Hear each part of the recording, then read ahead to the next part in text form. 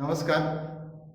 पलूस शिक्षण प्रसारक मंडळास arts commerce and science college Palus district Sangli Maharashtra IQSC organize 1 week online workshop on NAAC assessment and accreditation framework standard operating procedure. For this workshop I heartily welcome to all Honorable S.K. Patil Kaka, founder of Palus Shikshan Prasarak Mandal, Honorable Ramchandra Patil, President of Palus Shikshan Prasarak Mandal, Shatai Patil and Prakash Rao Pudale, Honorable Dunram Shinde, Secretary Palus Shikshan Prasarak Mandal, Honorable Virasrao Patil, Chairman and Managing Committee, and all council member of Palus Shikshan Prasarak Mandal, CDC member,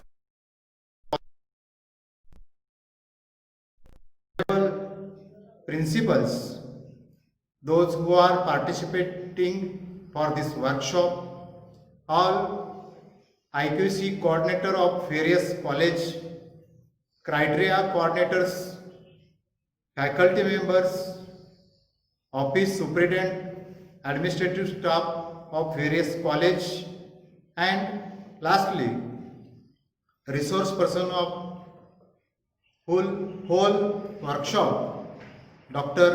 PM Patil sir, IQC coordinator of our college. He has very vast. He has 28 years experience in teaching. He has wrote many books and published papers in international and national publications. He has very minute and very exactly experience in NAAC procedure and frameworks. In this pandemic, we have better time to know about framework. ही जी NAACची कार्यशाळा होते, ही कार्यशाळा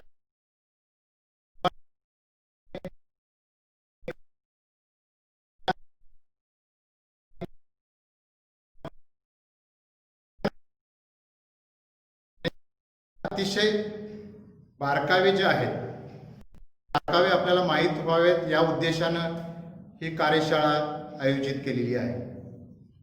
6 दिवसाची कार्यशाळा आयोजन करण्याचा पाठीमागचा उद्देश की प्रत्येक क्रायटेरियामधली आपल्याला अतिशय सूक्ष्म अभ्यास करून जी डॉक्टर PM पाटील सर यांनी जी माहिती गोळा केलेली आहे ती आपल्यापर्यंत पोहोचवावी, हा एकमेव उद्देश त्याच्या मागे आहे. मी NAACच्या संदर्भात थोडंसं असं विश्लेषण करण्यापूर्वी आपल्या जीवनाच्या 3 टप्प्याचं या ठिकाणी आपणासमोर एक उदाहरण देऊ इच्छितो. आपणास माहिती आहे की पहिलं जे युग आपण याच्यामध्ये लक्षात घेऊ शकतो ते इंडस्ट्रियल युग आहे, की त्याच्यामध्ये आपणास जीवनास आवश्यक असणाऱ्या वस्तू आणि सेवांचं आपण उत्पादन केलं आणि आपलं जीवन कसं चांगलं समृद्ध करता येईल यासाठी आपण प्रयत्न केला.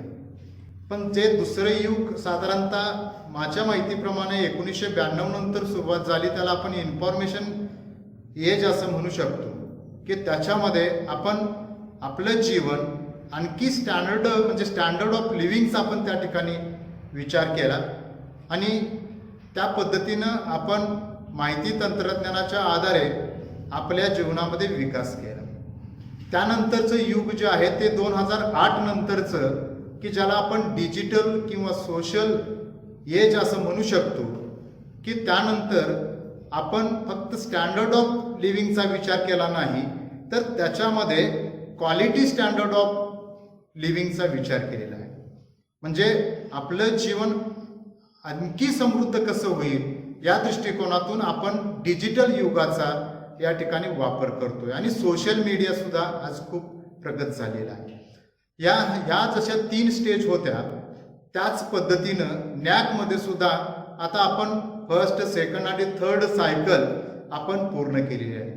पहिल्या सायकलमध्ये सर्व गोष्टी आपणा सर्वांच्यासाठी नवीन होत्या आणि नवीन असल्या कारणानं आपण आपल्याला जेवढ्या अंडरस्टँडिंग झाल्या त्या पद्धतीनं आपण पहिल्या सायकलला सामोरे गेलो आणि आपल्याला आपल्या स्टँडर्डप्रमाणे आपल्या ग्रेड मिळाल्या. थोडंसं त्याच्यामध्ये आपल्याला माहिती नसल्या कारणामुळं आपण काही गोष्टी त्या ठिकाणी सादर करू न शकल्यामुळं कदाचित काही महाविद्यालयांना ग्रेड्स कमी देखील मिळालेले असतील. दुसऱ्या सायकलमध्ये आपण आपल्याला ज्या माहिती नसणाऱ्या गोष्टी आपण माहिती करून घेतल्या आणि इन्फॉर्मेशन युगच्या त्या आधारे आपण दुसऱ्या सायकलला सामोरे गेलो. निश्चितपणे अनेक महाविद्यालयानं पहिल्या सायकलपेक्षा दुसऱ्या सायकलमध्ये प्रगती केलेली आपल्याला दिसून आली. त्यानंतर आता आपण थर्ड सायकलला ज्या वेळेला गेलो त्यावेळेला बऱ्याचशा गोष्टी ह्या ऑनलाईन पद्धतीनं आणि आपण डॉक्युमेंट्स तयार करून ते डॉक्युमेंट्स त्या नॅकच्या त्या फ्रेमवर्कमध्ये लोड करणं आणि आपल्याला ज्या क्रायटेरियाच्या ज्या पॉईंटसाठी आपल्याला आवश्यक असणारी जे डॉक्युमेंट्स आहेत आणि त्याची माहिती त्याच्यामध्ये पुटअप करणं या दृष्टिकोनातून आपल्याला तयारी करावी लागली. आता जी स्टँडर्ड ऑपरेटिंग प्रोसिजर आलेली आहे त्याचा आजचे आपले जे या वर्कशॉपचे रिसर्च पर्सन्स आहेत त्यांनी अतिशय सूक्ष्म पद्धतीनं अभ्यास केलेला आहे. त्याच्यातली आवश्यक माहिती त्यांनी एकत्रित केलेली आहे.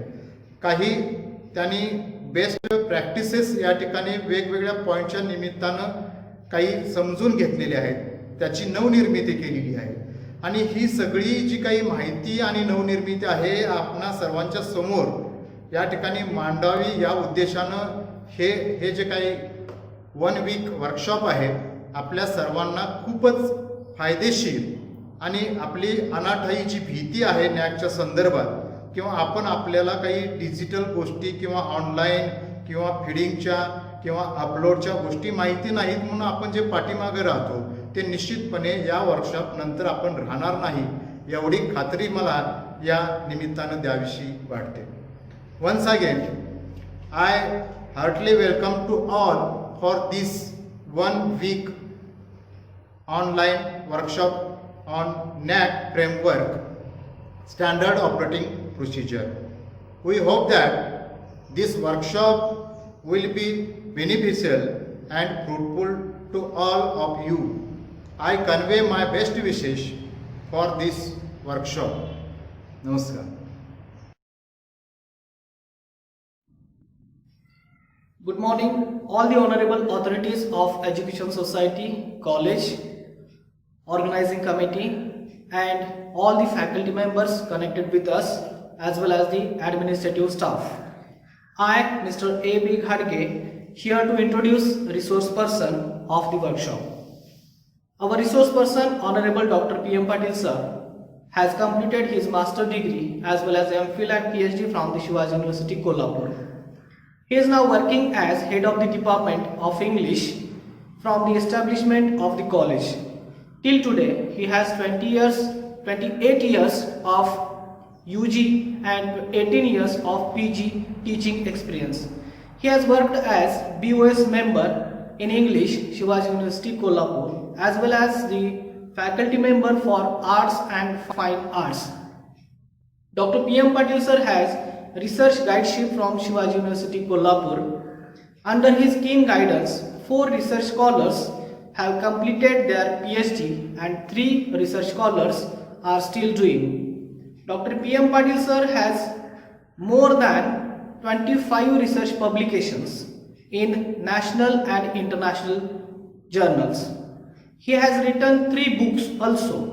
He has also worked as editor and co-author for prescribed syllabus, textbooks as well as sim books.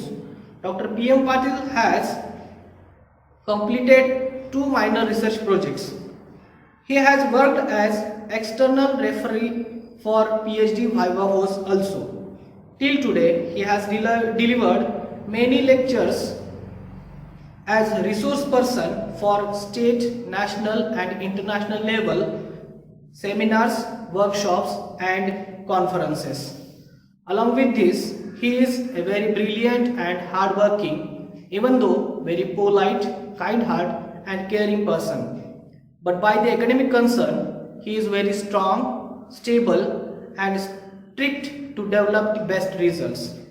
I am very much thankful to the Honorable Principal and the convener of this workshop, Dr. R.S. Salunke sir, and the organizing committee to grant me this opportunity.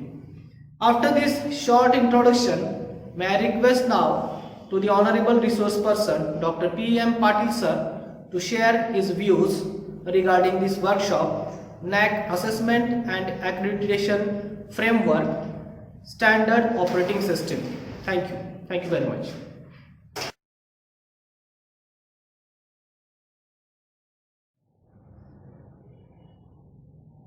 Good morning, one and all. Palus Shikshan Prasarak Mandals, Arts, Commerce and Science College, Palus. H. Internal Quality Assurance Cell, IQC, organize 1 week workshop on assessment and accreditation process of NAAC, especially standard operating procedure. The lectures will be delivered in this workshop in bilingual, because what happens, only those who are interested or who have information about NAAC, they can take interest only the NAAC, but the other teachers who speaks in regional language, Marathi and Hindi, but they don't understand the English language.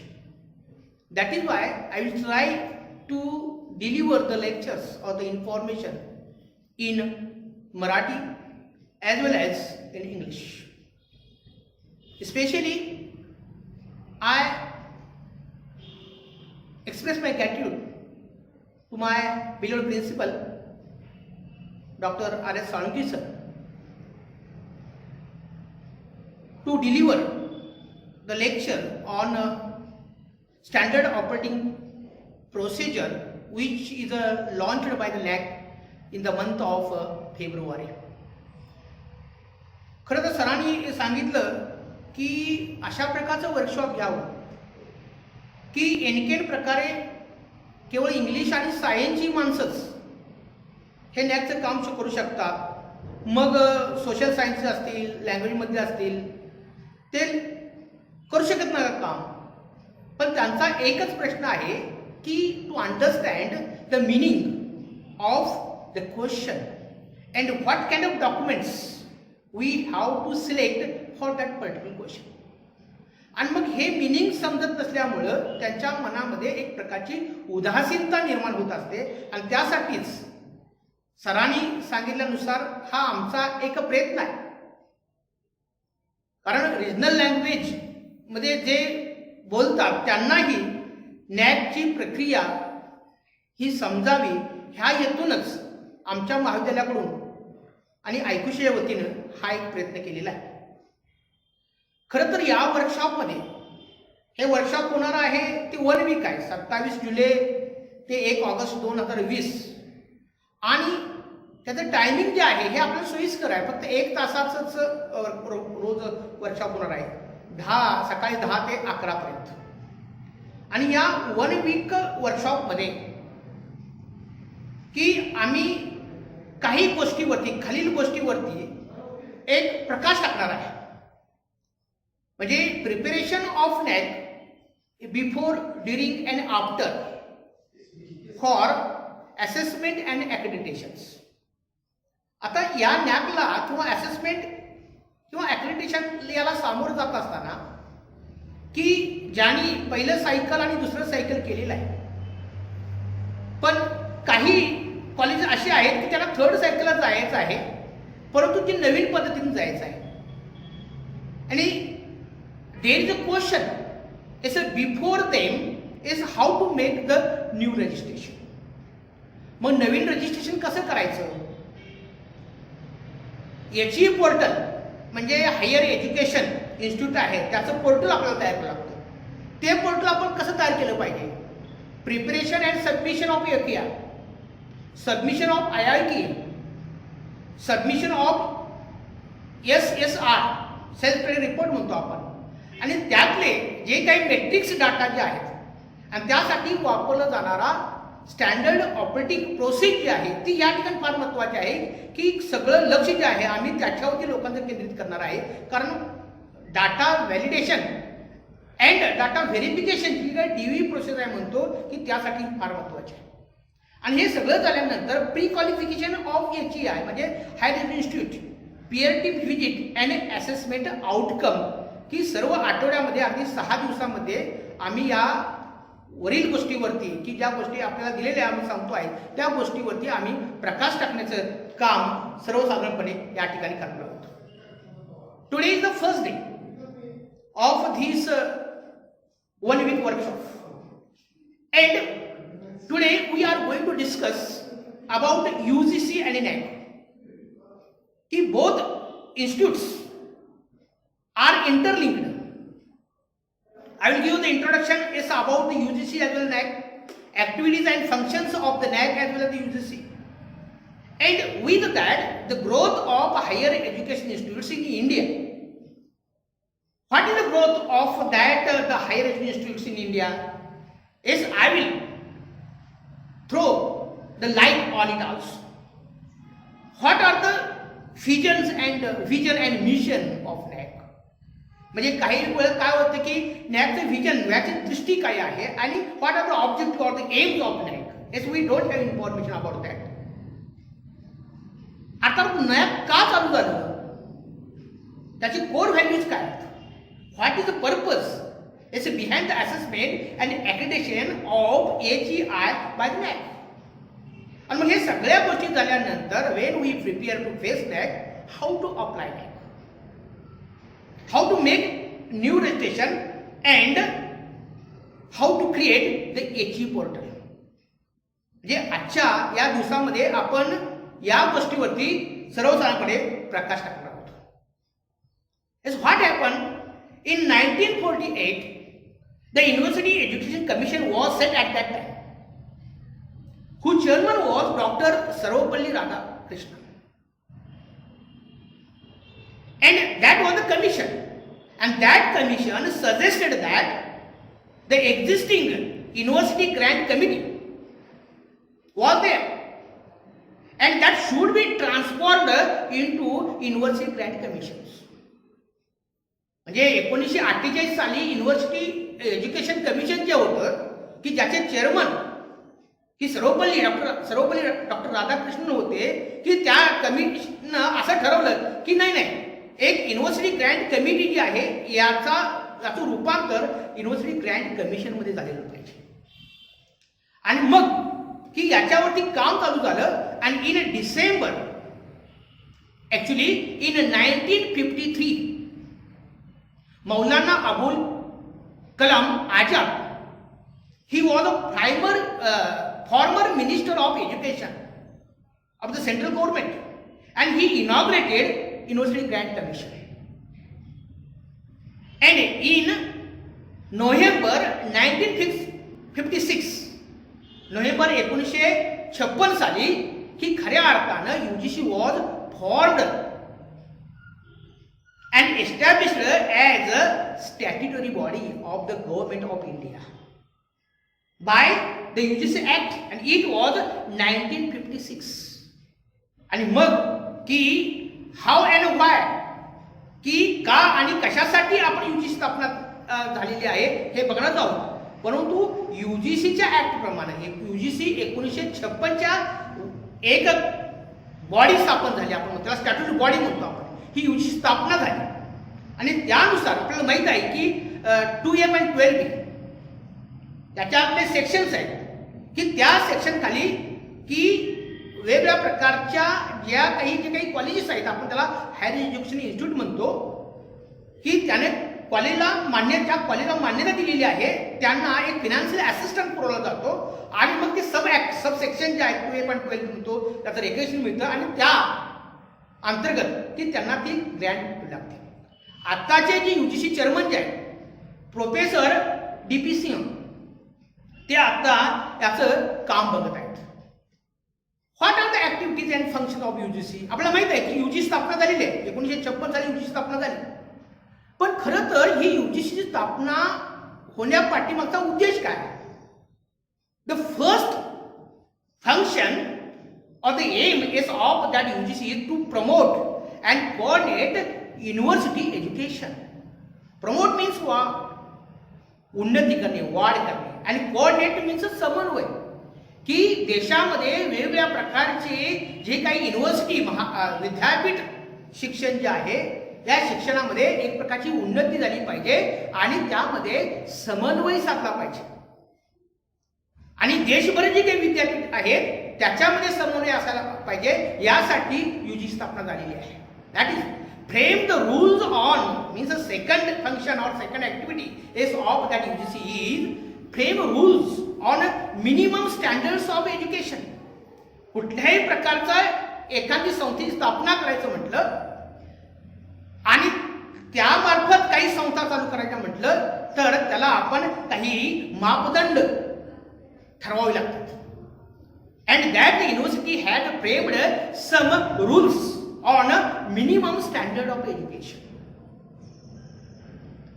Is scrutinize growth in the field of college and university education. आपल्याला माहित आहे की UGCचे काम जे आहे हे UGCचं काम विद्यापीठांना मान्यता देणं आहे, provide recognition to universities in India. परंतु त्याचबरोबर to scrutinise the growth in the field of college, in the field of university education. म्हणजे की विद्यापीठ शिक्षण जे आहे आणि महाविद्यालय शिक्षण जे आहे त्याच्या जी काही ग्रोथ आहे त्या ग्रोथची छाननी करायची आहे. म्हणजे what are the best qualities, what are the low qualities, what qualities we how to motivate, या गोष्टीसाठी की त्या गोष्टी छाननी केली तरच आपणाला काही कमतरता आहेत, कोणत्या गोष्टी चांगल्या आहेत हे समजेल. यासाठी UGC ही कॉलेजमधील किंवा विद्यापीठामध्ये जे काही शिक्षण आहे त्याची छाननी सुद्धा करू शकते. मी तुम्हाला म्हणले की another function of UGC is to provide recognition, मान्यता देणे to the universities in India, to provide the fund to recognise universities and the colleges. म्हणजे दुसरी गोष्ट जी आहे की या ठिकाणी अधिकृत जी काही मान्यता आहे, कुठलंही विद्यापीठ अधिकृत मान्यतेशिवाय सुरू होत नाहीये. आणि एखादं विद्यापीठ आपल्याला माहित आहे की सांगली, सातारा, कोल्हापूर आणि सोलापूर हे 4 जिल्हे म्हणून शिवाजी विद्यापीठ कार्यरत होतं. पुन्हा सोलापूर विद्यापीठ हे वेगळं झालं. UGC has given a recognition to that university and that such university was established. म्हणजे अधिकृत एखाद्या विद्यापीठाला मान्यतेचं काम ही UGC करत आहे. टू प्रोव्हाइड फंड्स, म्हणजे विद्यापीठ केवळ चालू करून चालणार नाही तर की जे मान्यताप्राप्त विद्यापीठ आहेत त्यांना फंड, फिनान्शियल असिस्टन्स म्हणतो आपण, की तोही दिला पाहिजे. आणि या दोन्ही गोष्टी बरोबर to determine and maintain the ethics in institutions of higher education. What are the ethics? To maintain the ethics म्हणजे काही आचारसंहिता असते म्हणतो, काही आपण नीतितत्वे असतात, ही नीतितत्वे आपण निश्चित केली पाहिजेत. मग कुठले आहेत? To prepare. What are the ethics? To prepare the young generation to face and develop the future.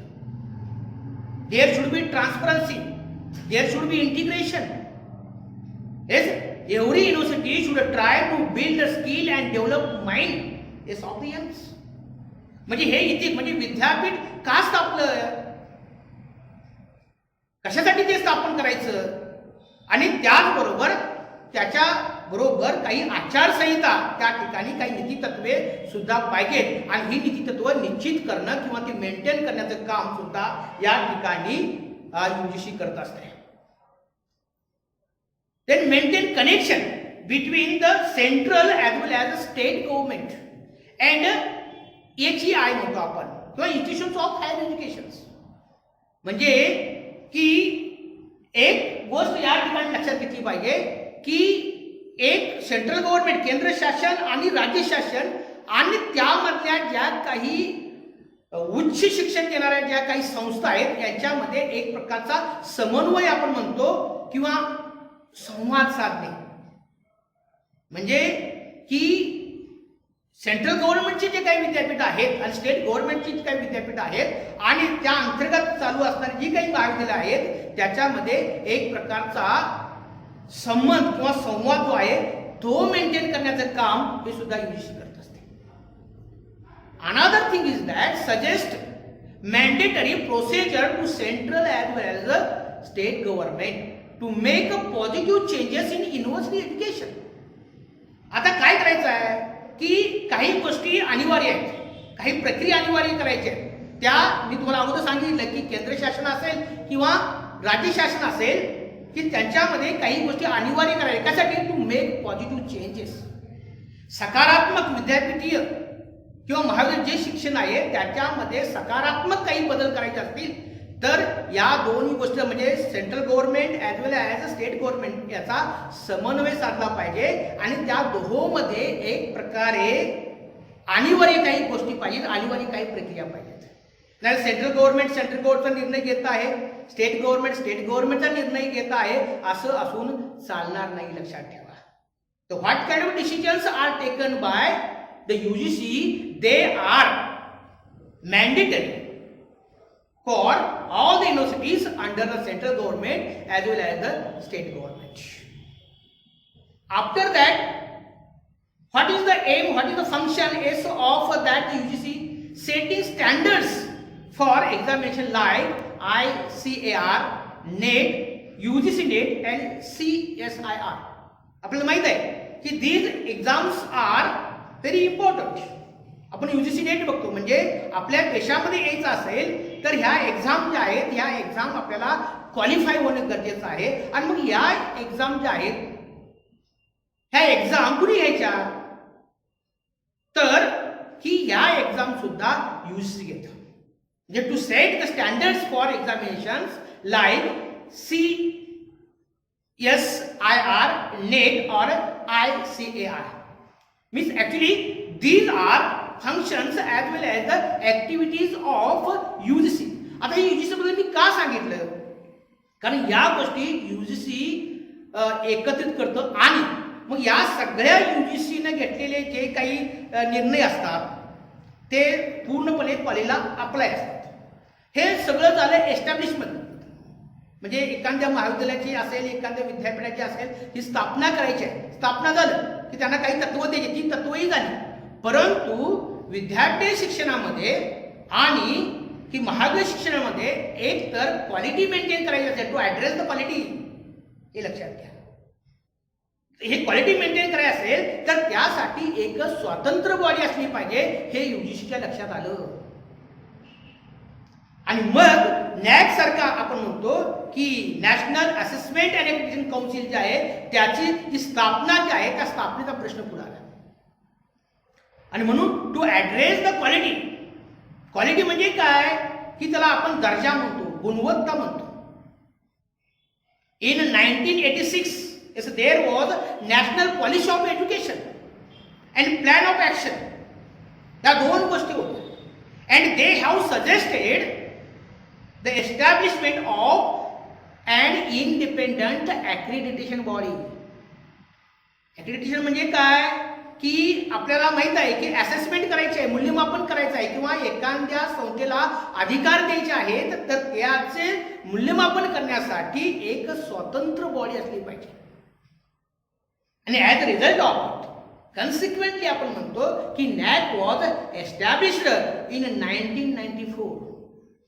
आणि मग ह्याच हेतून 1994 साली ही नॅकची स्थापना झाली की त्याचं ऑफिस हेडक्वार्टर म्हणतो आपण ते बेंगलोरमध्ये आहे.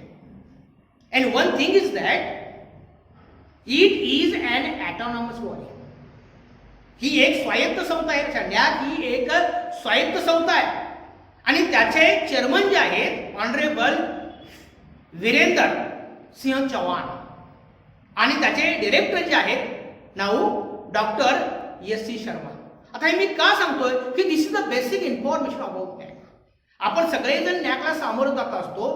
काहींना नॅकचा फॉर्म काय आहे, त्याचं ऑफिस कुठं आहे, ही बॉडी कुठली आहे, म्हणजे ऑटोनॉमस आहे किंवा नाही आहे, त्याचे सगळे चेअरमन कोण आहेत, त्याचे डिरेक्टर कोण आहेत, ह्या सगळ्या गोष्टी लक्षात घ्या. आम्ही सुद्धा एकत्र चर्चा करत असताना की information about NAAC is everyone should know that. मी प्रत्येक पी टू पी म्हणजे प्रिन्सिपल टू पी नव्हे, अगदी प्रेसिडेंट संस्थेच्या अध्यक्षापासून की त्या महाविद्यालयातील जो सेवक आहे त्यांना सुद्धा या सगळ्या गोष्टी माहीत पाहिजेत. लक्षात घ्या. म्हणजे नॅकची स्थापना कधी झालेली आहे, त्याचे डायरेक्टर कोण आहे, त्याचे चेअरमन कोण आहे, ती बॉडी कशा पद्धतीची आहे, ही सगळे आपल्याला माहीत पाहिजे. आता पुन्हा एक प्रश्न आहे की what is the prime aim, what is the prime agenda of NAAC.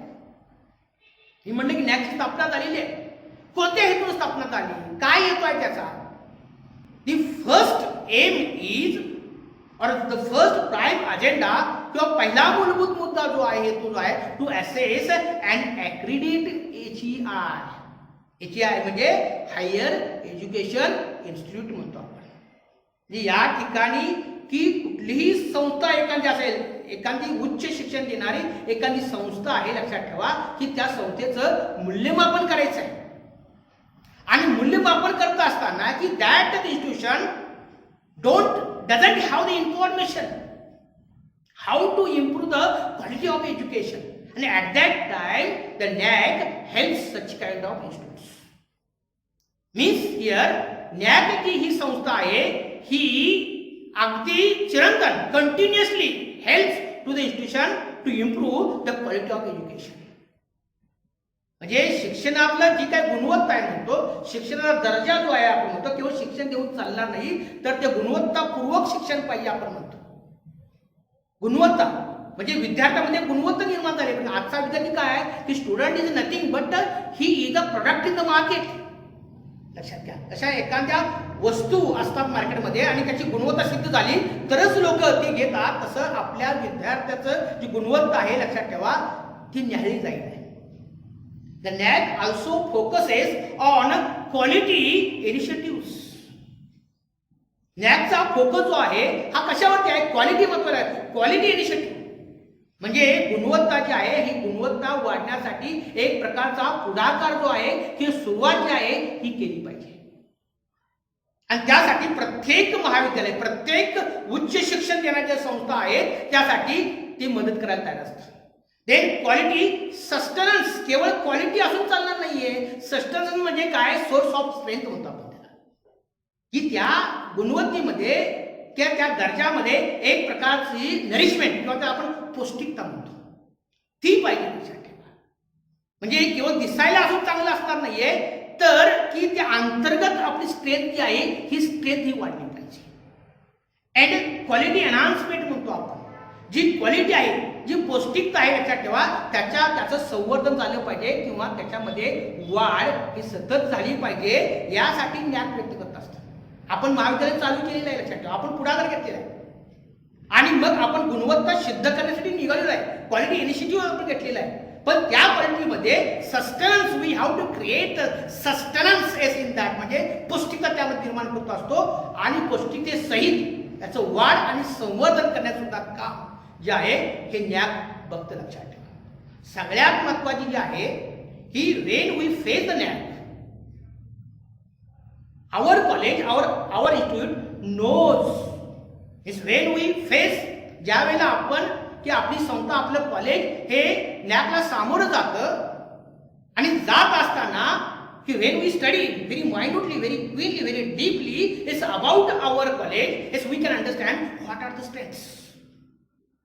आणि मग आपल्याला कळतं की आपण म्हणतोच लक्षात ठेवा की माझं महाविद्यालय चांगलं आहे, माझं महाविद्यालय चांगलं आहे. पण खरोखर अर्थाने NACनं जे काढून दिले जे मेट्रिक्स आहेत त्या मेट्रिक्समधून आपण जात असतो त्यावेळेला व्हॉट आवर स्ट्रेंथ्स, आमची ताकद काय आहे ही आम्हाला कळते. What are our weaknesses. आणि मग ती मेट्रिक्स आम्ही एक एक वाचतो त्यावेळी अरे आमच्याकडे नाही आहे म्हणजे विकनेस त्या ठिकाणी आहे. What are our weaknesses, what are opportunities and what are challenges through and informed review process of NAC. म्हणजे NACच्या प्रक्रियेला आपण ज्या वेळेला सामोरं जात असतो त्यावेळेला आपले स्ट्रेंथ्स काय आहेत, आपल्या विकनेसेस म्हणजे आपण त्याला सॉक अनालिसिस म्हणतो. लक्षात ठेवा. आपल्या समोरच्या संधी कुठल्या आहेत आणि आपल्या समोरची चॅलेंजेस जे आहेत हे चॅलेंजेस कुठले आहेत हे कधी कळतं आपल्याला. आपण दुसऱ्याला प्रश्न विचारतो, लक्षात ठेवा, पण ज्या वेळेला आपण स्वतःला प्रश्न विचारतो त्यावेळेला आपल्या स्ट्रेंथ्स आणि आपल्या विकनेसेस जे आहेत हे आपल्याला कळत असतात. आणि मग की आपलं महाविद्यालय किंवा आपली संस्था ज्या वेळेला नॅकला सामोरं जात असते त्यावेळेला आपण आपलं स्वतः स्वॉट ॲनालिसिस करायचं आहे, लक्षात ठेवा. आणि हे कधी कळतं जर आपण नॅकला फेस केलो तर. आणि मग या सगळ्या गोष्टी ज्या आहेत या सगळ्या गोष्टीवरून की नॅकनं एक नॅकची व्हिजन आहे, त्याला आपण काय म्हणतो, दृष्टी म्हणतो. आणि त्यामध्ये सुद्धा मी दोन शब्द जे आहेत, दोन शब्द माझ्या पेपरमध्ये मी रेड अक्षरात केलेले आहे. क्वालिटी एज्युकेशन म्हणतो आपण. काय विजन आहे नॅकचं? To make quality the defining element of higher education in India through combination of self and external quality evaluation, promotion and sustenance initiative. म्हणजे की खरं तर उच्च शैक्षणिक कार्यक्रम जे असतात की त्यामध्ये की स्वतःची गुणवत्ता आहे, आपली स्वतःची गुणवत्ता आहे, लक्षात ठेवा. परंतु ही गुणवत्ता जी आहे ही गुणवत्ता स्वतःच आपण त्याचे मूल्यांकन करायचं आहे आणि बाह्य गुणवत्तेत सुद्धा मूल्यांकन, एक्सटर्नल क्वालिटी म्हणतो आपण. सेल्फ आणि एक्सटर्नल क्वालिटीज इव्हॅल्युएशन म्हटलेलं, लक्षात ठेवा. म्हणजे स्व आणि बाह्य गुणवत्तेचं मूल्यांकन, प्रमोशन आपण त्याला पदोन्नती म्हणतो, अँड सस्टेनन्स इनिशिएटिव्ह म्हणजे की सर्वसाधारणपणे की एक प्रकार उच्च शिक्षणाची व्याख्या करणारे जे घटक जे आहेत यांना गुणवत्तापूर्वक बनवायचं आहे. उच्च शिक्षणामध्ये जे काही उच्च शिक्षणाची व्याख्या आहे आणि ती व्याख्या करणारे काही घटक आहेत, लक्षात ठेवा. ते घटक जे आहेत हे गुणवत्तापूर्वक आपल्याला बनवायचे आहेत, तरच आपलं क्वालिटी एज्युकेशन जे आहे तेच आपलं सिद्ध होणार आहे. आणि मग एक घटक कोणता आहे की आपल्याकडे आपली गुणवत्ता आहे. सेल्फ इव्हॅल्युएशन करा. मी आता जे बोलतोय की एखादा मनुष्य बोलतो की खरोखर की त्याची गुणवत्ता काय त्याने सिद्ध करायचं आहे आणि by the external quality evaluation आणि मग त्या गुणवत्तेचं मूल्यांकन सुद्धा बाह्य पद्धतीने करायचं आहे. म्हणजे मी सुरुवातीला स्वॉट अनालिसिस म्हटलं, लक्षात स्वॉट अनालिसिस केले की सेल्फ स्वॉट अनालिसिस केले की आपली गुणवत्ता आपल्याला कळते. आणि न्यायासाठी बाहेर येऊन बॉडी सुद्धा गुणवत्ता तुमची तपासली जाते ना. आणि मग where we are, what are our qualities in our education is we can understand. आणि मग की या ठिकाणी की थोडक्यामध्ये की क्वालिटी एज्युकेशन जे आहे हे एज्युकेशन की समाजाला किंवा समाजातील घटकांना भारतामधील हे मिळालं पाहिजे की एवढंच व्हिजन जे आहे ही व्हिजन आपण सर्वसाधारण नॅकच्या व्हिजनमध्ये म्हणतो. What are the objective, what are the missions म्हणतो आपण.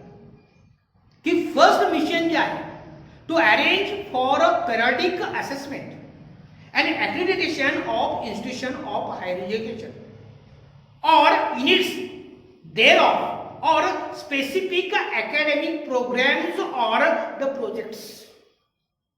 म्हणजे उच्च शैक्षणिक कार्यक्रम किंवा प्रकल्प संस्थांचे नियमित मूल्यांकन घेण्याची व्यवस्था करणे. म्हणजे काही संस्था आहेत, उच्च शैक्षणिक संस्था आहेत, त्या संस्थेमध्ये वेगवेगळ्या प्रकारचे कार्यक्रम स्पेसिफिक अकॅडमिक प्रोग्राम किंवा प्रोजेक्ट जे आहेत ते राबवले जातात. त्याचं मूल्यमापन करायचं आहे आपल्याला.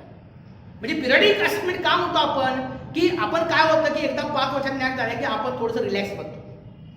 परत 1-2 वर्ष काय आपण काही त्याच्याकडे बघत नाहीये, थोडंसं रिलॅक्स बनतो आणि पुन्हा 2-3 वर्ष आपण तयार करतो. तसं नाही आहे. लक्षात ठेवा, NAAC assessment is a continuous process. कारण का प्रत्येक वर्षी मी पुढे सांगणार की तुम्हाला प्रत्येक वर्षी हा AQR भरायचा असतो.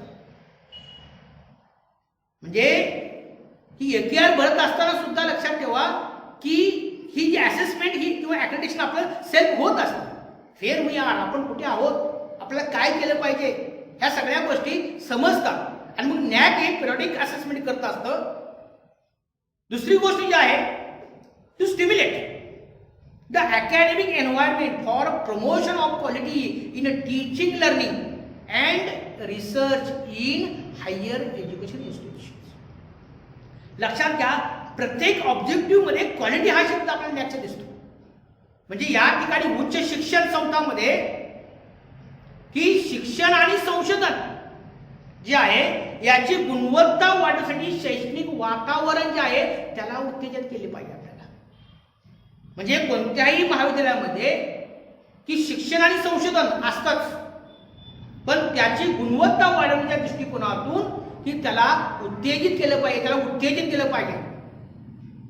हे एक त्याचं जे मिशन आहे म्हणजे ऑब्जेक्टिव्ह आहे हे एक त्याचं आपल्याला दिसून येतं. तिसरं जे आहे टू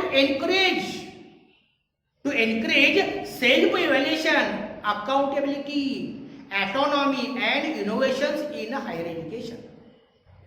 म्हणजे की उच्च शिक्षण जे आहे त्या उच्च शिक्षणात आत्म किंवा स्वमूल्यांकन म्हणतो आपण, सेल्फ इव्हॅल्युएशन. म्हणजे की लोकांनी आपणहून पुढे आलं पाहिजे. To encourage the people, to encourage the HER to come and to make evaluation by self. म्हणजे आणि मग स्वतःची कार्यक्षमता काय आहे त्यामध्ये स्वायत्तता जी आहे आणि नऊ प्रकल्प जे आहे त्याची निर्मिती जी आहे आपण म्हणतो की त्याला ह्या गोष्टी आपण काय केल्या पाहिजे, त्याला आपण एनकरेज करण्याचा प्रयत्न केला पाहिजे. अकाउंटली म्हणजे काय, जबाबदारी म्हणतो आपण की आपली जबाबदारी काय आहे. We are the member of our society. म्हणजे मानव म्हणून लक्षात ठेवा की आपण या अकॅडमिक क्षेत्रामध्ये काम करत असताना आपली जबाबदारी काय आहे. आपली सोशल रिस्पॉन्सिबिलिटी, अकॅडमिक रिस्पॉन्सिबिलिटी आहेच, पण सोशल रिस्पॉन्सिबिलिटी आपल्याकडे आहे का. ऑटोनॉमी त्याला आपण सेल्फ गव्हर्नमेंट म्हणतो, स्वायत्त म्हणजे आपण सेल्फ उभा राहिलं पाहिजे. And innovations in higher education म्हणजे नवनवीन जे प्रकल्प आहेत लक्षात ठेवा. म्हणजे लोकांना किंवा अकॅडमिक जे किंवा आहेत टीचर्स असतील, स्टुडंट्स असतील की वेगवेगळ्या पद्धतीने त्यांना की नवनवीन कल्पना शोधून काढण्यासाठी त्यांना उत्तेजन देण्याचं काम सुद्धा हे न्याय करत असतं. To undertake quality related research studies, consultancy and training programmes. To undertake म्हणजे काय, हाती घेणे. की एखाद्या केवळ नॅक सांगते म्हणून नाही, लक्ष द्या की प्रत्येक संस्थेने काय केलं पाहिजे की क्वालिटी रिलेटेड गुणवत्ता संबंधित संशोधन जो अभ्यास आहे त्या कन्सल्टन्सी म्हणतो आपण, सल्लामसलत जे आहे किंवा त्याला आपण ट्रेनिंग प्रोग्राम्स म्हणतो, प्रशिक्षण कार्यक्रम म्हणतो, प्रशिक्षण प्रोग्राम म्हणतो आपण, हे संस्थेनं हाती घेतलं पाहिजे. त्याच्यासाठी नॅक हे मोटिवेट करण्याचं काम करत असतं आणि हे नॅक मूल्यांकनामध्ये तपासून पाहिलं जातं. To collaborate means another mission is that to collaborate with other stakeholders of higher education for quality evaluation, promotion and sustenance. म्हणजे उच्च शिक्षणातल्या इव्हॅल्युएशन, प्रमोशन अँड सस्टेनन्स आणि क्वालिटी या चार मूलभूत गोष्टी आहेत लक्षात ठेवा. घटक म्हणलो आपण की जे उच्च शिक्षणाची व्याख्या करतात. म्हणजे प्रत्येक घटकामध्ये, प्रत्येक ऑब्जेक्टिव्हमध्ये हे आपल्याला घटक दिसून येतात. म्हणजे गुणवत्ता मूल्यांकन जे आहे किंवा त्यामध्ये आपण क्वालिटी इव्हॅल्युएशन म्हणतो, गुणवत्ता मूल्यांकन, प्रमोशन आहे, पदोन्नती आहे आणि सस्टेनन्स म्हणतो आपण त्या ठिकाणी आहे. आणि महत्त्वाचा शब्द स्टेक होल्डर. स्टेक होल्डर म्हणजे कोण हो, भागीदार. स्टेक होल्डर कोण कोण असतात, teachers are stakeholder, students are stakeholder, alumni are stakeholders, industries are stakeholders, employees are stakeholders, employers are stakeholders. आणि मग त्याच्याबरोबर आपण भागीदारी केली पाहिजे. म्हणजे त्याच्याबरोबर we how to maintain our relationships with the other stakeholders of the higher education as well as the society. आपण काय होतं की समजा इंडस्ट्रीज मधला एक आपला व्यावसायिक दृष्टिकोन एक आपला स्टेक होल्डर आहे, तो आपल्याला काही सुचवतो लक्षात ठेवा. आणि मग ते सुचवल्यामुळं आपण त्या अभ्यासक्रमामध्ये घालतो असतो आणि मग त्याची गुणवत्ता वाढवण्यासाठी प्रयत्न करत असतो.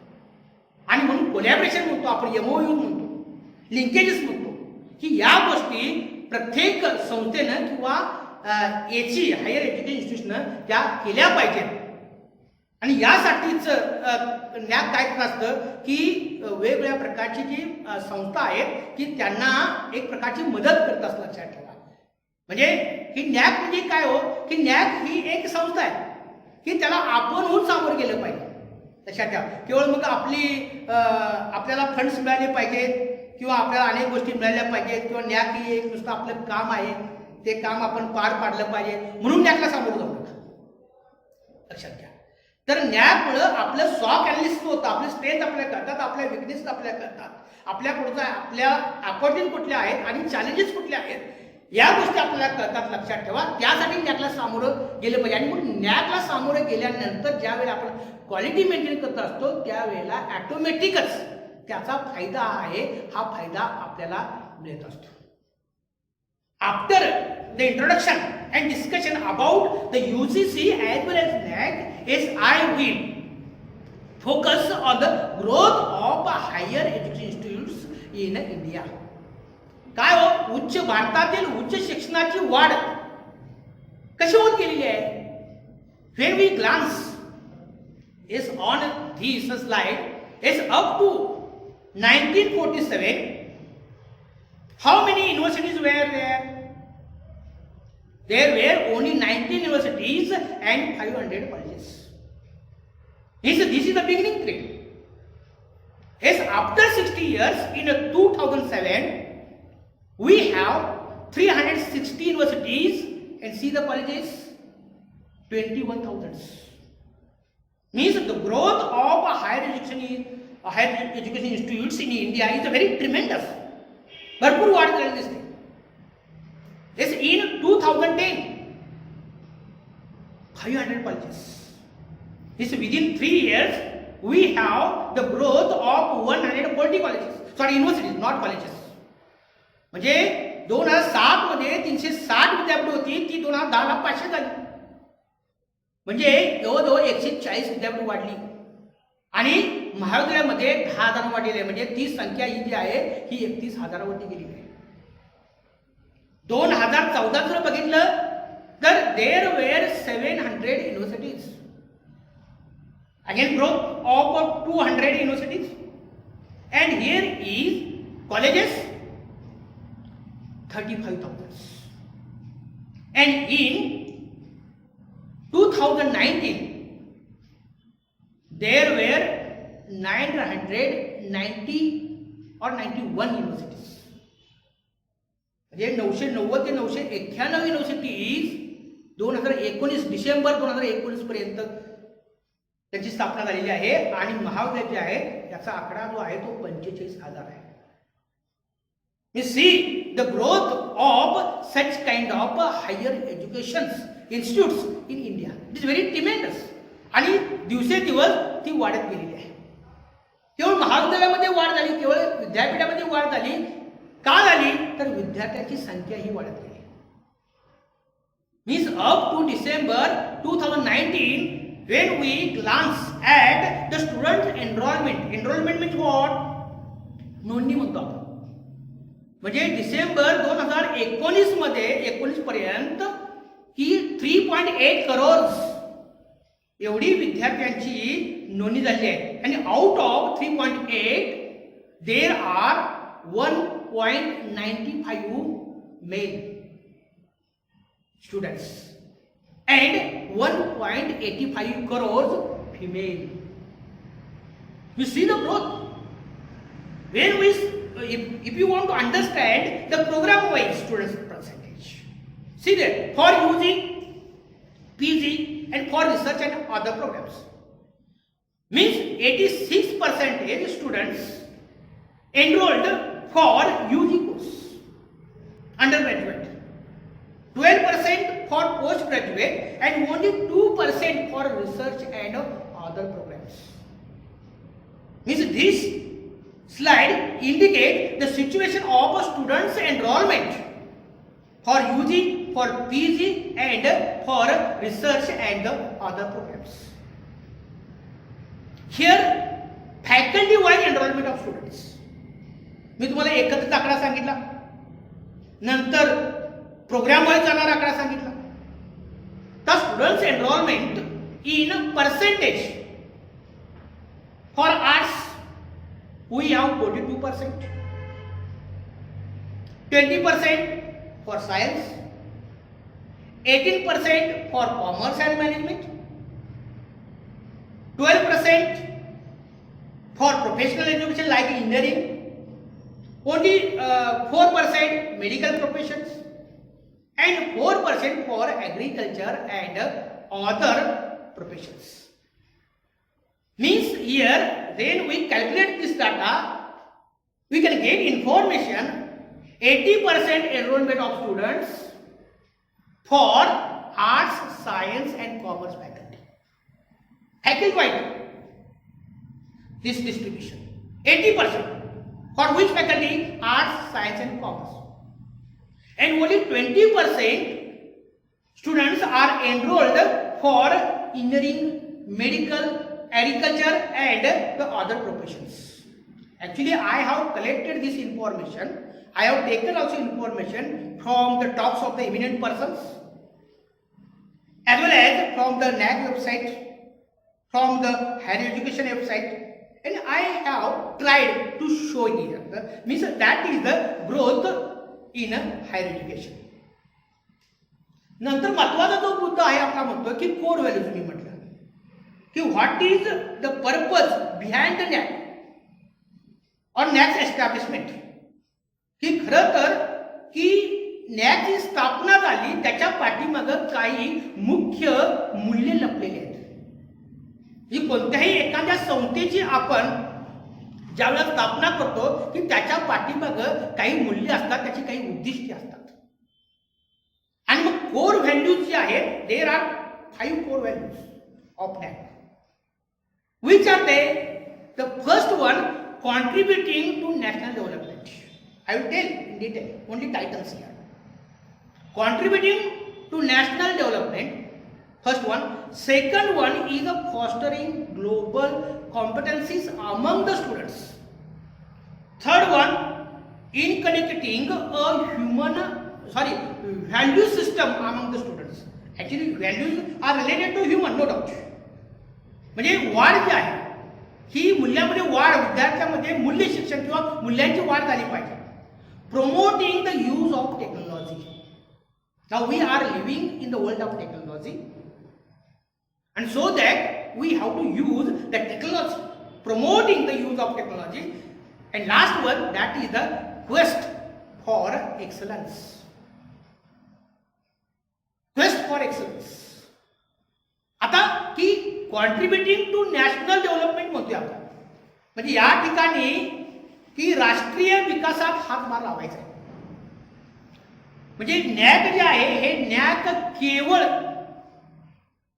उच्च शिक्षण संस्था जे आहे त्याचं मूल्यमापन करायचं आहे एवढंच काम करणार आहे का? नाही आहे.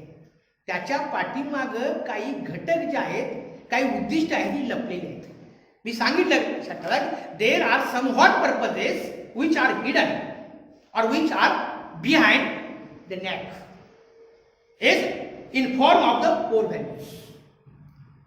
म्हणजे या ठिकाणी पहिलं जे कोर व्हॅल्यू आहे की कॉन्ट्रीब्युटिंग टू नॅशनल डेव्हलपमेंट, म्हणजे राष्ट्रीय विकासास हातभार लावायचा आहे. म्हणजे खरं तर शिक्षणाचा विकास झाला तर राष्ट्राचा विकास होतो. आणि मग की हे नॅक जे आहे, ह्या नॅकच्या माध्यमातून की ह्या उच्च शिक्षण देणाऱ्या संस्थांचा विकास होणार आहे आणि त्यातून राष्ट्राचा विकास होणार आहे. Actually colleges can play very important role in the development of a nation. Here AGI has a capacity to adopt and change. म्हणजे तुम्ही आई वडिलांनी सांगितलं मुलं ऐकत नाहीत, लक्षात ठेवा, पण शिक्षकांना सांगितलं ती ऐकतात. म्हणजे एखाद्या संस्थेमध्ये असणारा जो घटक आहे तो घटक ज्यावेळेला सांगतो त्यावेळेला ती मुलं ऐकतात. आणि म्हणून higher education institution has a capacity to adopt something and to change then to pursue the goals and objective. म्हणजे टू परस्यू म्हणजे टू फॉलो, पाठपुरावा करायचा म्हणतो आपण. म्हणजे काही उद्दिष्ट असतील, काही ध्येय असतील, त्या ध्येयाचा आणि उद्दिष्टांचा पाठपुरावा ही हायर एज्युकेशन संस्था कॉलेजेस आहेत ते करत असतात. याची can play excellent role in human resource development and capacity building of the individual. म्हणजे या ठिकाणी की ह्युमन रिसोर्स म्हणतो आपण, त्याला मानवी साधन किंवा संसाधन जे आहे त्याचा विकास जो आहे तो विकास केला पाहिजे. आणि त्या विकासामध्ये की महाविद्यालयीन संस्था ज्या आहेत ह्या संस्था फार महत्त्वाचं योगदान देत असतात. Contributes to the development of nation by serving the cause of social justice. Contribute करायचं आहे तर हातभार लावायचा कशासाठी? To development nation. पण कसा? राष्ट्राच्या प्रगतीसाठी हातभार लावायचा आहे. कसा? By serving the cause of social justice. सामाजिक न्यायाच्या कार्यातून. म्हणजे पुण्यावरती अन्याय करायचा नाही, लक्षात ठेवा. स्वातंत्र्य, समता, न्याय, बंधुता ही जी तत्व आहेत ही सामाजिक तत्व आहेत, लक्षात ठेवा. सोशल प्रिन्सिपल आहे ही या सामाजिक न्यायाच्या कार्यातून राष्ट्र विकासास हातभार लावायचा आहे. And here the NAAC's looks into such ways. आणि मग या वरील ज्या गोष्टी मी सांगितलेल्या आहेत की त्याला की आपल्या ज्या संस्था आहेत उच्च शिक्षण देणाऱ्या, how as a they have been responding to, how the colleges are contributing towards the national development. आणि नॅकच्या माध्यमातून की या ठिकाणी हे बघितलं जातं. केवळ अकॅडमिक देतं का, गुणवत्ता सिद्ध करतं हे आहेच, लक्षात ठेवा. पण पुढे जे काही आपण म्हणतो की एक्सटेन्शन, सोशल एक्सटेन्शन ऍक्टिव्हिटीज आहेत, आउटरीच ऍक्टिव्हिटीज आहेत, त्या कशाच्या माध्यमातून? या माध्यमातून इथं आलेल्या आपल्याला दिसत आहेत. Then second core value is that to fostering global competence among the students. म्हणजे ग्लोबल कॉम्पिटन्सीस म्हणजे काय? वैश्विक स्पर्धा आहे. आपण सांगितलं की आता आपण स्पर्धायुक्त जगामध्ये आपण राहत आहोत. आणि मग विद्यार्थ्यामध्ये की वैश्विक स्पर्धा वाढवण्याचं काम, त्याच्यामध्ये की एक ताकद वाढण्याचं काम जे आहे हे काम नॅक करत असतं. पुन्हा माध्यमातून करत असतं की या हायर एज्युकेशन ज्या इन्स्टिट्यूट्स आहेत त्यांच्या माध्यमातून ते करत असतात. म्हणजे पुढे मी सांगितलं की विद्यार्थी हा गुणवत्ता असेल तर विद्यार्थी हा मार्केटमध्ये चालू शकतो आणि तो आपले सक्सेस जे आहे हे सिद्ध करू शकतो. पण कधी इफ ही हॅज स्किल्स. आता केवळ ट्रॅडिशनल एज्युकेशन उपयोगाचं नाही, म्हणजे स्किल डेव्हलपमेंट आहे. Means education has to develop the skills among the students to prepare students for global competence. म्हणजे जागतिक पात्रता आहे, लक्षात घ्या. We are the citizen of the world, not India. आपण आता काय आहोत? जगाचे नागरिक आहोत, लक्षात घ्या. म्हणजे हे विश्वचे खेळ म्हणतो आपण आहे. आणि या जागतिक पात्रतेसाठी विद्यार्थ्यांना तयार करायचं काम जे आहे हे नॅकच्या माध्यमातून ही महाविद्यालय ही करत असतात. To take initiative to foster a closer relationship with agencies and neighborhood bodies. आता या ठिकाणी फार महत्त्वाची गोष्ट आहे. टू टेक इनिशिएटिव्ह म्हणजे काय? इनिशिएटिव्ह म्हणजे काय? पुढाकार घ्यायचा आहे. म्हणजे आसपासच्या संस्था आहेत, म्हणजे मी आणि माझं घर हे चांगलं असून चालणार नाहीये, तर मी आणि माझा सभोवताचा परिसर म्हणतो आपण, इकॉलॉजी त्याला म्हणतो. ही इकॉलॉजी सभोवता जो परिसर आहे त्या सभोवताच्या परिस्थितीशी नातं जे आहे हे नातं आपण जुळलं पाहिजे. वेगवेगळ्या संस्था आपण ज्यांना MOU म्हणतो, MOU आपण ज्यावेळेला एखाद्या लिंकेजेस त्यावेळेला आपण स्थापन करतो त्यावेळेला काय करतो आपण? त्यांच्याशी रिलेशनशिप ही मेंटेन करत असतो. आणि ही रिलेशनशिप मेंटेन करण्यासाठी प्रत्येक महाविद्यालयाने किंवा हायर एज्युकेशन इन्स्टिट्यूट जे असतात त्यांनी पुढाकार घेतला पाहिजे, तरच आपण त्यांना आणि ते आपल्याला मदत करू शकतात. आता या ज्या गोष्टी आहेत, NAC observes such kind of things in higher education institutes. What is the role of higher education institutes in preparing the students to achieve core competencies to face the global challenges successfully. आता विद्यार्थ्यांना जागतिक आव्हानांना पुढे जाण्यासाठी किंवा त्याबाबत यशस्वीरित्या सामोरं जाण्यासाठी त्यांची ज्यावेळेला आपण तयारी करतो किंवा त्यांना कार्यक्षम करण्याचं काम किंवा त्यांना कार्यक्षमता प्राप्त करण्यासाठी की या संस्थांनी पुढाकार घेतला पाहिजे किंवा या संस्था तयार असल्या पाहिजे, याचं निरीक्षण जे आहे ही निरीक्षण NAC आपल्या मूल्यमापनाच्या कालखंडामध्ये हे केलंय का हे करत असतात. त्या दृष्टिकोनातून हे कोर व्हॅल्यू जे आहे हे महत्त्वाचं आहे. नंतर जे आपण कोर व्हॅल्यू जे आहे तिसरं त्याला आपण inculcating human system value system among the students. म्हणजे काय की विद्यार्थ्यामध्ये मूल्य जे काही प्रणाली आहे ती प्रणाली आपण विकसित केली पाहिजे. मूल्य शिक्षण म्हणतो आपण, आणि मूल्य जीवनामध्ये जीवन जगत असताना शिक्षणाबरोबर मूल्यही फार प्रभावी ठरतात.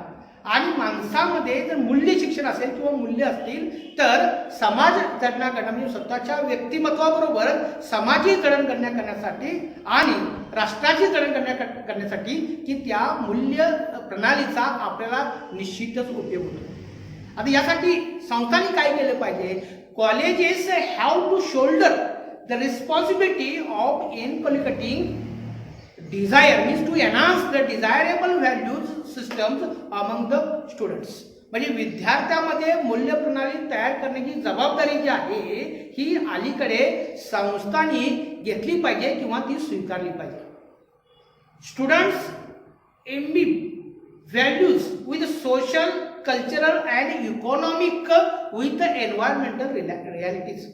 आता या ठिकाणी जी काही मूल्य प्रणाली आहे त्याबरोबर विद्यार्थ्यामध्ये सामाजिक, सांस्कृतिक, आर्थिक आणि जे सभोवतालचं जे पर्यावरण आहे त्याचं वास्तव त्याच्यामध्ये बिंबित करण्याचं काम किंवा त्याच्यामध्ये रुजवण्याचं काम हे संस्थाने किंवा महाविद्यालयाने करायला पाहिजे. आणि मग दीज व्हॅल्यूज, आता अशा प्रकारचे व्हॅल्यूज हे विद्यार्थ्यामध्ये जर आपण वाढवण्याचा प्रयत्न केला तर these values show cooperation as well as a mutual understanding. म्हणजे मूल्य ही काय करत असतात, सहकार्य व परस्पर समंजसपणा जो आहे तो निर्माण करण्यामध्ये प्रयत्न करत असतात किंवा मूल्य ही माणसाला सहकार्य निर्माण करण्यासाठी प्रवृत्त करतात आणि सामंजस्यपणा त्यांच्यामध्ये निर्माण करत असतात. चौथं जे कोर व्हॅल्यूज आहे, promoting the use of technology. हे अतिशय महत्वाचं आहे, कारण या ठिकाणी काय होतं की तंत्रज्ञान वापरास प्रोत्साहन द्यायचं आहे. कुणी द्यायचं आहे तर महाविद्यालयाने द्यायचं आहे. म्हणजे आपण आज we are living in the world of technology and we have to change with the changing time. आपण बदलत्या काळाबरोबर बदललं पाहिजे. म्हणजे आज काय झालेलं आहे की ट्रॅडिशनल मेथड्स ऑफ टीचिंग जे आहेत they have becoming less motivating. म्हणजे चॉकटॉक मेथड जे आहे, आता आपण कोरोना बघतो आहे, लक्षात ठेवा, फेस टू फेस मुलांना शिकवू शकत नाहीये. आणि मग अशा वेळेला काय होतं की ट्रॅडिशनल मेथड जी आहे थोडीशी बाजूला आपल्याला करावी लागते. And we have to accept the use of technology. यामध्ये technological advancement should be undertaken by AGI. आता अंडरटेकन म्हणजे काय, हाती घेणे. म्हणजे उच्च शिक्षणाच्या दृष्टिकोनात ज्या संस्था काम करतात त्यांना अलीकडं तंत्रज्ञान जे आहे, तंत्रज्ञानाचा वापर जो आहे हा हाती घेतला पाहिजे. कशासाठी घेतला पाहिजे, to make visible impact on academic development as well as administration. म्हणजे या ठिकाणी शैक्षणिक विकासावर व प्रशासनावर प्रभाव पाडण्यासाठी या संस्थांनी तांत्रिक जी आहे ही प्रगती केली असली पाहिजे. तांत्रिक प्रगतीशिवाय आता प्रगती साध्य करता येणार नाहीये, हे सुद्धा NAAC बघत आहे. आणि त्या दृष्टिकोनातून या ठिकाणी हे कोर व्हॅल्यूज आहे. Maximum use of ICT in teaching, learning, in documentation and data management. आता ICTचा यूज जो आहे म्हणजे इन्फॉर्मेशन कम्युनिकेशन टेक्नॉलॉजी आहे, याचा वापर आपण कुठे कुठे केला पाहिजे, अध्यापनामध्ये तर केला पाहिजे, आपल्या जे काही शिकायचं आहे त्यामध्ये तर केलाच पाहिजे, कागदपत्र जे आहे डॉक्युमेंटेशन जे आपण करतो, आणि डेटा व्यवस्थापनामध्ये सुद्धा. म्हणजे केवळ शिकवण्यासाठी आणि शिकण्यासाठी याचा वापर करायचा नाहीये, तर कागदपत्रे डॉक्युमेंटेशनसाठी आणि डाटा मॅनेजमेंटसाठी सुद्धा ICTचा वापर या संस्थांना करावा लागणार आहे. दुसरी गोष्ट महत्वाची म्हणजे की college has to enrich the learning experience of its students by providing them education technology. आता या ठिकाणी की आपल्या विद्यार्थ्यांना शिक्षण तंत्रज्ञान जे आहे हे पुरवून किंवा त्यांना ते प्रोव्हाइड करून त्यांच्या शिक्षणाचा अनुभव जो आहे शिक्षणाचा अनुभव होते. शिक्षणाचा अनुभव जो आहे तो समृद्ध करण्याचा प्रयत्न केला पाहिजे आणि तो समृद्ध करायचा असेल तर ICTचा वापर करावाच लागेल.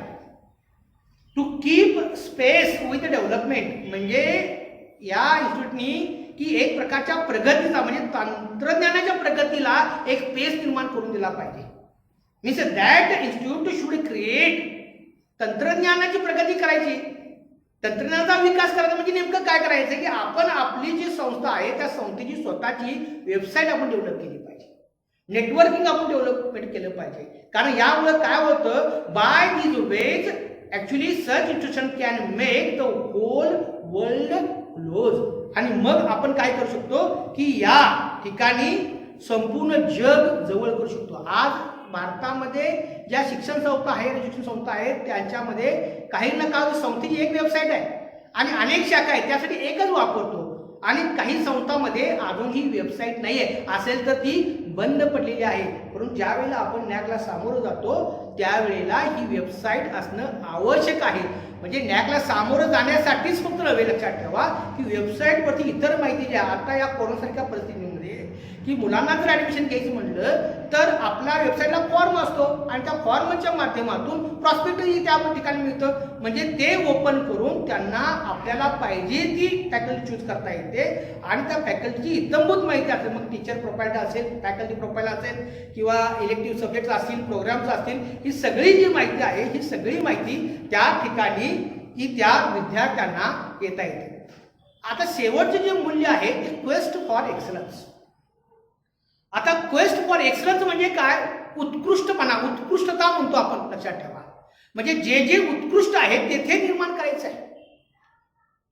इथं higher education institute should demonstrate a drive to develop itself into centre of excellence.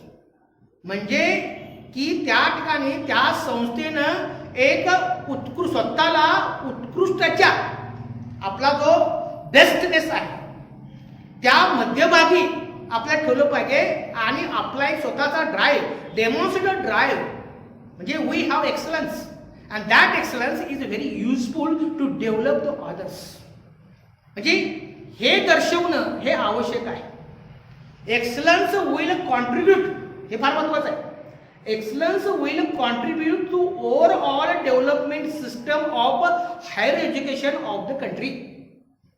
म्हणजे उत्कृष्टता जी आहे ही देशाच्या उच्च शिक्षणाच्या एकूण विकास प्रणालीमध्ये योगदान जे आहे हे योगदान देऊ शकते. जे जे चांगलं आहे ते चांगलंच घडवण्यासाठी उपयोग होतो आणि मग चांगलं निर्माण करण्याचा जर प्रयत्न केला तर आपल्या देशाची प्रगती किंवा देशातील जी काही उच्च शिक्षण आहे किंवा उच्च शिक्षणाची जी काही प्रणाली आहे, उच्च शिक्षणाची जी काही प्रगती आहे ती प्रगतीसाठी आपला जो एक्सलन्स आहे तो निश्चितच हातभार लावणार आहे. आणि अशा प्रकारचा एक्सलन्स आपल्या संस्थेमध्ये आहे का हे पाहण्यासाठीच क्वेस्ट फॉर एक्सलन्स ही कोर व्हॅल्यू ही न्यायची आहे.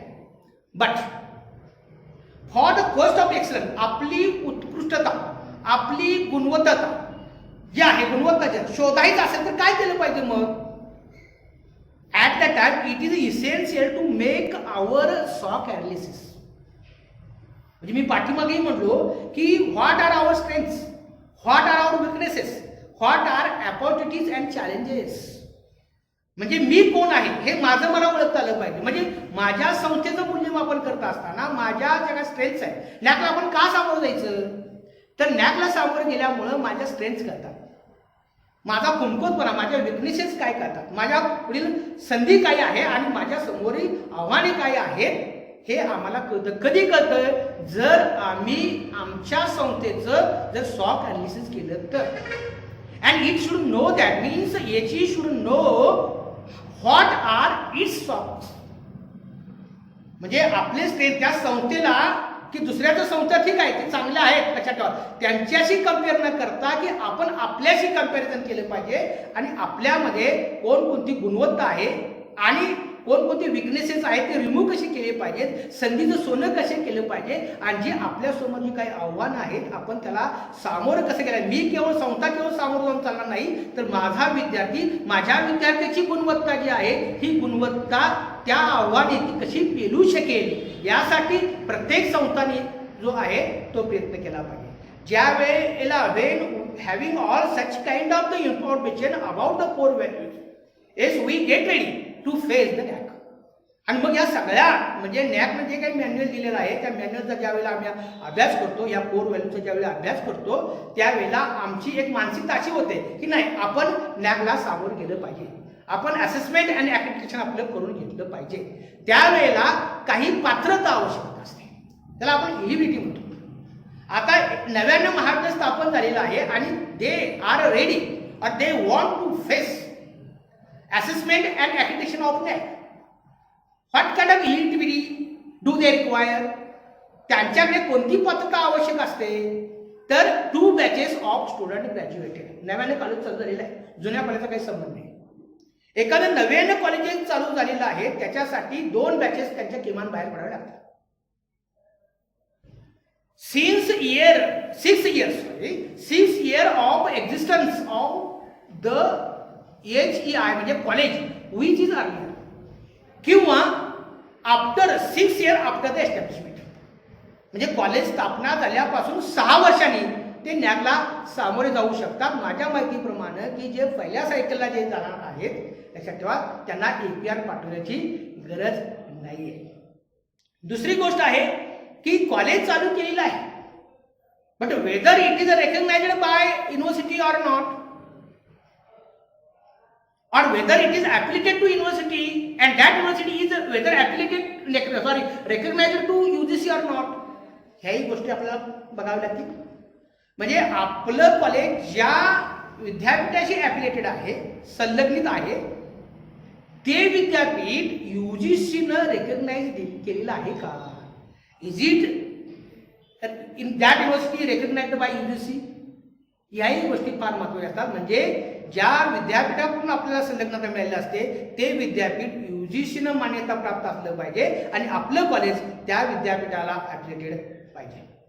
आता ज्या महाविद्यालयाची 2nd सायकल झालेलं आहे, 3rd सायकल झालेला आहे, 4th सायकल झालेलं आहे आणि 5th सायकल आपण जायचं आहे, तर आता यावेळेला काय होत असतं की सर्वसाधारण नॅकचा पिरियड जो असतो तो 5 वर्षाचा आहे. आता A ग्रेड मिळाले असेल, A+ मिळाला असेल तर 7 years आहे, ती गोष्ट थोडीशी बाजूला ठेवू. सर्वसाधारणपणे नॅकचा व्हॅलिड पिरियड आहे तो 5 वर्षाचा असतो. म्हणजे की आत्ता आपलं नॅक झालेलं आहे आणि 5 वर्षनी आपण पुढच्या नॅकला जाणार आहोत. तर आपण काय करतोय की 4 APR पाठवल्यानंतर 5वा APR आपल्याला पाठवायचा असतो.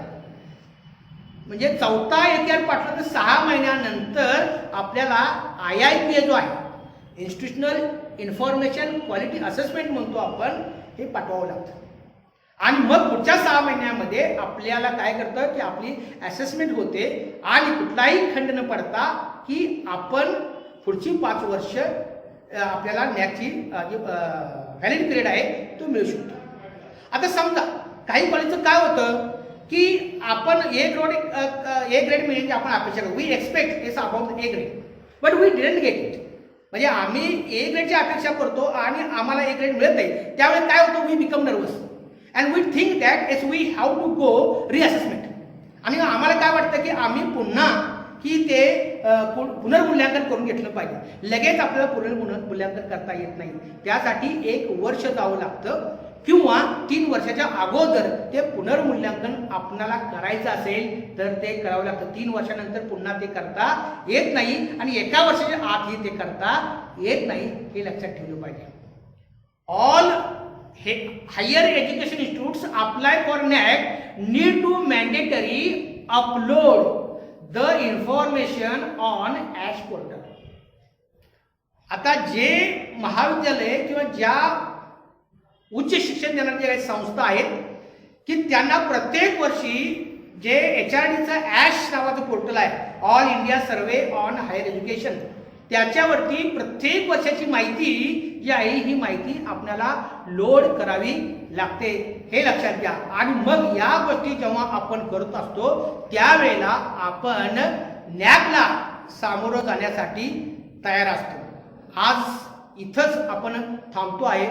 उद्याच्याला आपण how to apply NAAC, then how to fill APR, how to fill IIPA या गोष्टीची माहिती बघणार आहोत. धन्यवाद.